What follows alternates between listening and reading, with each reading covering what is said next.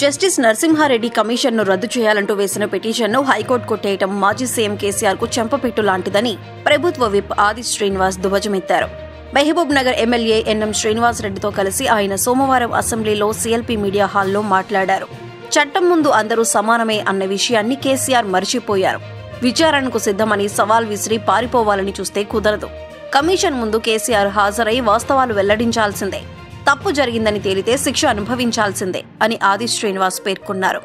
NM Srinivas Reddy మాట్లాడుతూ తప్పు చేయనప్పుడు కమిషన్ ముందు హాజరు కావటానికి కేసీఆర్ ఎందుకు భయపడుతున్నారో, తక్కువ ధరకు విద్యుత్ కొనుగోలు చేసే అవకాశం ఉన్నా ఎక్కువ ధరకు కొన్నారు. విద్యుత్ ఒప్పందాలలో తీసుకున్న కమిషన్ల విషయం బయటకు వస్తుందని కేసీఆర్కు భయం. ఆయన నిర్ణయాలతో రాష్ట్రం వేల కోట్లు నష్టపోయింది. చట్టబద్ధమైన కమిషన్ ముందుకు రాను అని కేసీఆర్ అంటున్నారంటే రాజకీయ పార్టీగా ఉండే అర్హత బీఆర్ఎస్ కు లేనట్లే. రాజ్యాంగాన్ని ఉల్లంఘిస్తున్న ఆ పార్టీని రద్దు చేయాలని ఎన్నికల సంఘం ముందుకు వెళ్తాం అని శ్రీనివాస్ రెడ్డి వెల్లడించారు.